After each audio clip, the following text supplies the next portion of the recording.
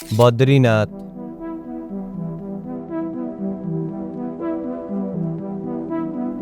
Dwarkadhish,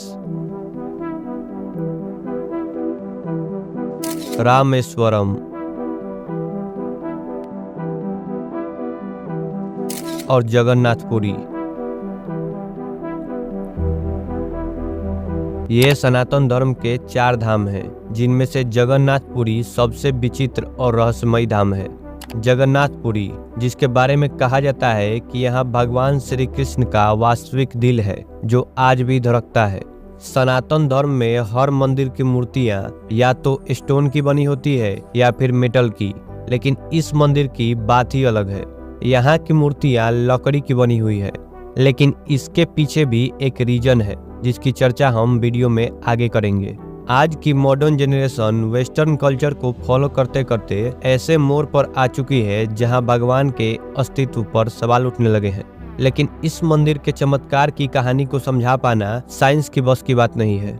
physics, chemistry, mathematics, geography और दुनिया का सारा लॉजिक यहाँ सब फेल है। लेकिन इस मंदिर में कौन सा रहस्य है जो साइंस भी नहीं समझा सकता? क्या है इस मंदिर की सच्चाई? आइए देखते हैं।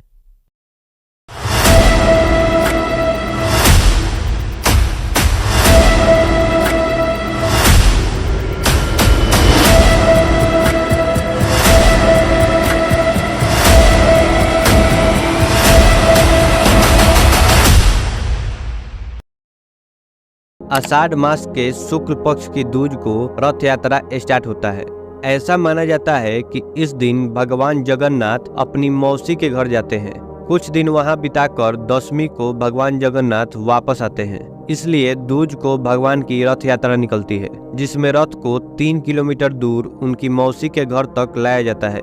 फिर दशमी को भगवान जगन्नाथ को वापस उसी रथ से मंदिर तक लाया जाता है और भगवान को गर्भगृह में स्थापित कर दिया जाता है। इस रथ यात्रा में 3 रथ होता है, जिसमें सबसे आगे भगवान बलभद्र का रथ तलध्वज होता है, जो 13.2 मीटर ऊंचा होता है।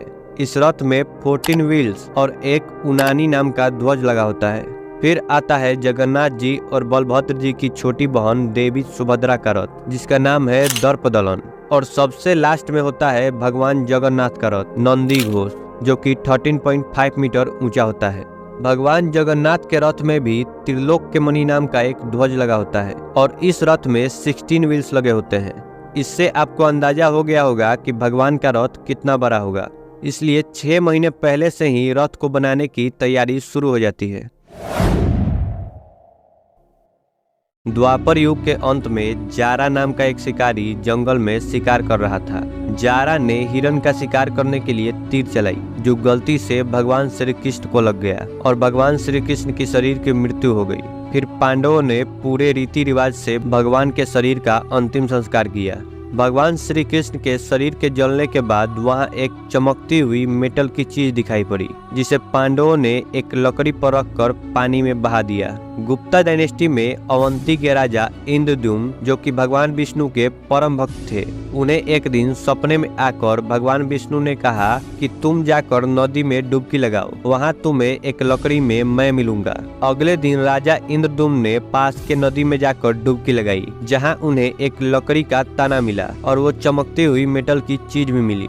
फिर राजा उस लकड़ी को लेकर अपने महल में आए और बड़े बड़े नामी काश्तकारों को बुलाकर उस लकड़ी से मूर्ति बनाने के लिए बोले, लेकिन कोई भी काश्तकार उस लकड़ी से मूर्ति न बना पाया। राजा यह देखकर बहुत परेशान हो गए। फिर कई दिनों बाद एक बूढ़ा काश्तकार महल में आया और बोला कि मैं इस लकड़ी से मूर्ति बना दूंगा, लेकिन मेरी एक शर्त है। राजा ने काश्तकार से शर्त पूछा तो उन्होंने कहा कि मुझे मूर्ति बनाने में 21 दिन लगेंगे, लेकिन इन 21 दिनों में ना तो कोई मुझसे बात करेगा, ना मुझसे कोई मिलेगा और ना ही मुझे कोई देखेगा। राजा ने काश्तकार की शर्त को खुशी खुशी मान लिया और काश्तकार एक बंद कमरे में मूर्ति बनाने में लग गया।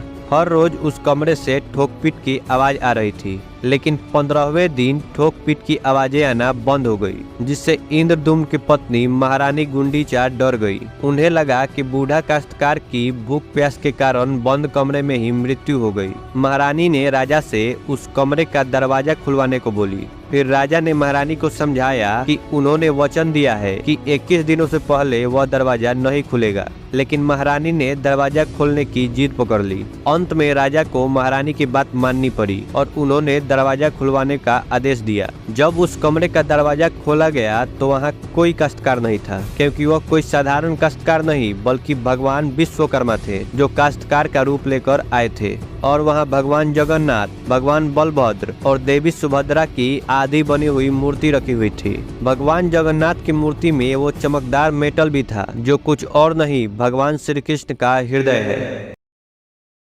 भगवान के इस हृदय को ब्रह्म पदार्थ कहते हैं। हर 12 साल में भगवान जगन्नाथ की मूर्ति को बदला जाता है। तब इस ब्रह्म पदार्थ को पुराने मूर्ति से निकालकर नए मूर्ति में स्थापित किया जाता है। ब्रह्म पदार्थ के इस शिफ्टिंग प्रोसेस के फेस्टिवल को नाबा कालेबारा कहा जाता है। लास्ट टाइम 2015 में यह फेस्टिवल सेलिब्रेट किया गया था।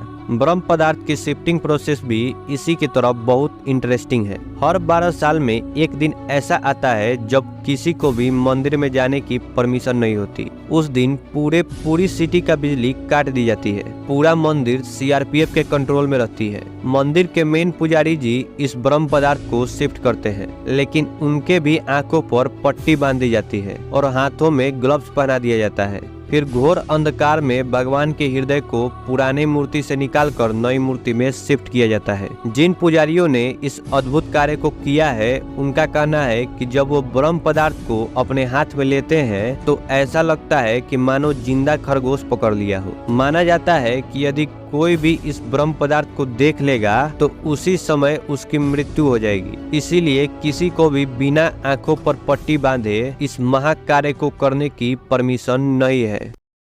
लेकिन साइंस कुछ और ही कहता है। साइंस कहता है कि यह ब्रह्म पदार्थ एक आर्क रिएक्टर है, जिसमें हर 12 साल में एनर्जी प्रोड्यूस होता है, जिस वजह से आर्क रिएक्टर मूर्ति में जहां रखा होता है वह चेम्बर खराब हो जाता है। इसलिए हर 12 साल में मूर्ति को बदला जाता है। आर्क रिएक्टर पर हल्की सी भी लाइट पड़ने से वह एक्टिवेट हो सकती है, इसलिए उस समय पूरे सिटी की लाइट को काट दी जाती है और अंधेरे में यह प्रोसेस की जाती है। भगवान की मूर्ति भी इसीलिए लकड़ी की बनाई जाती है, क्योंकि लकड़ी एक इंसुलेटर है, जिस वजह से आर्क रिएक्टर से प्रोड्यूस एनर्जी बाहर नहीं निकलेगी। हर मंदिर की तरह जगन्नाथ मंदिर के शिखर पर भी एक ध्वज है, लेकिन इस ध्वज की खास बात पता है क्या है? यह ध्वज हमेशा हवा के अपोजिट डायरेक्शन में लहराता है। जैसा कि हम जानते हैं कि हवा जिस ओर बह रही होगी, कोई भी फ्लैग उसी ओर लहरेगा, लेकिन यहाँ ऐसा नहीं होता। यहाँ ध्वज हवा के अपोजिट डायरेक्शन में लहराता है। इसका एक्सप्लेनेशन न साइंस से दिया जा सकता है और न लॉजिक से। मंदिर के तल से 214 फीट की ऊंचाई पर यह ध्वज होता है, जिसे डेली बदला जाता है। ऐसा कहा जाता है कि यदि किसी दिन इस ध्वज को नहीं बदला गया तो मंदिर पूरे 18 वर्षों के लिए बंद हो जाएगी। क्या आपको पता है जगन्नाथ मंदिर की परछाई आज तक कभी नहीं बनी? Are you shocked? मैं भी शॉक्ड हो गया था जब मैंने ये पहली बार सुना। ये कैसे हो सकता है कि किसी भी मंदिर की परछाई आज तक कभी नहीं बनी? लेकिन यहाँ साइंस की नहीं चलती, यहाँ सिर्फ और सिर्फ भगवान जगन्नाथ की चलती है। आपने नो फ्लाई जोन के बारे में तो सुना ही होगा, मतलब कोई ऐसी पार्टिकुलर प्लेस जिसके ऊपर से एरोप्लेन या ड्रोन ले जाना अलाउ नहीं है। लेकिन ये रूल बर्ड्स को कौन समझा सकता है? वो तो कहीं भी उड़ सकती है, लेकिन जगन्नाथ टेम्पल के ऊपर से आज तक कोई भी बर्ड नहीं उड़ी। आपने मंदिरों के डोम्स के ऊपर बर्ड्स को बैठे हुए बहुत बार देखा होगा, लेकिन इस टेम्पल के डोम्स पर आज तक एक भी बर्ड नहीं बैठा। मतलब गजब। जगन्नाथ मंदिर का रसोई विश्व का सबसे बड़ा रसोई है, जिसमें 32 रूम्स हैं। रसोई में 240 से भी ज्यादा चूल्हे हैं, जो कि मिट्टी और पत्थर से बने हुए हैं। यहाँ 56 प्रकार के भोजन तैयार होते हैं, जिसे महाप्रसाद कहते हैं। हर दिन सेम अमाउंट में महाप्रसाद बनता है। लेकिन इंटरेस्टिंग फैक्ट ये है कि महाप्रसाद ना तो कभी कम पड़ा और ना ही कभी वेस्ट हुआ। मतलब मंदिर में 2000 लोग आए या फिर 2 लाख, हर दिन सेम अमाउंट में ही महाप्रसाद बनता है और कभी भी कम नहीं पड़ता और ना ही वेस्ट होता है। महाप्रसाद के बटने से ज्यादा रहस्यमयी महाप्रसाद के बनने का मेथड है। महाप्रसाद बनाने के लिए मिट्टी के 7 बर्तनों को एक के ऊपर एक रखकर चूल्हे पर रख दिया जाता है। साइंस की माने तो सबसे पहले नीचे वाले बर्तन में रखा प्रसाद पकना चाहिए, लेकिन यहाँ साइंस और लॉजिक काम नहीं करता है। यहाँ सबसे पहले सबसे ऊपर वाले बर्तन का प्रसाद पकता है और फिर उसके नीचे वाला, फिर उसके नीचे वाला, ऐसे ही करके सबसे नीचे वाला सबसे लास्ट में पकता है। सुदर्शन चक्र, जो कि भगवान विष्णु का फेवरेट चक्र है। भगवान विष्णु इसका यूज अधर्म का विनाश करने के लिए करते हैं। जगन्नाथ मंदिर के शिखर पर भी एक ऐसा ही सुदर्शन चक्र है, जिसे नील चक्र भी कहते हैं। इस चक्र की खास बात यह है कि इसे आप किसी भी डायरेक्शन से देखोगे तो इसकी फेसिंग आप ही की तरफ होगी। है ना अमेजिंग बात।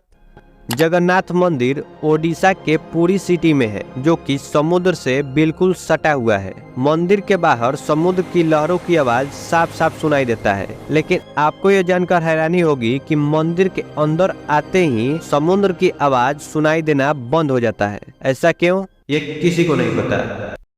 भगवान जगन्नाथ मतलब लॉर्ड ऑफ यूनिवर्स, पूरे ब्रह्मांड के भगवान, लेकिन इस मंदिर में सिर्फ सनातन धर्म के लोग ही एंट्री कर सकते हैं। बाकी दूसरे धर्म के लोगों की एंट्री अलाउ नहीं है। यहाँ एक बोर्ड लगा हुआ है जिसमें 5 भाषाओं में लिखा हुआ है कि इस मंदिर में केवल सनातनी ही अलाउ है, क्योंकि इस मंदिर पर 17 बार हमला हो चुका है। एक बार तो 1692 में औरंगजेब ने भी हमला करवाया था और भगवान का सोने का मुकुट लूट लिया था। उस वक्त जगन्नाथ जी की मूर्ति को बिमला मंदिर में छुपाया गया था। एक बार भारत के ex prime minister Shrimati Indira Gandhi ji भगवान जगन्नाथ के दर्शन करने आई थी, लेकिन फारसी होने की वजह से उन्हें मंदिर में एंट्री नहीं मिली। 2005 में थाईलैंड की प्रिंसेस महाचक्री सिरिंधोन भी भगवान के दर्शन करने आई थी, लेकिन उन्हें भी बाहर से ही भगवान का दर्शन करवाया गया और उन्हें भी मंदिर के अंदर नहीं जाने दिया गया। मतलब आप राजा हो या फकीर, सनातनी नहीं है तो जगन्नाथ मंदिर में आप एंटर नहीं कर सकते हैं।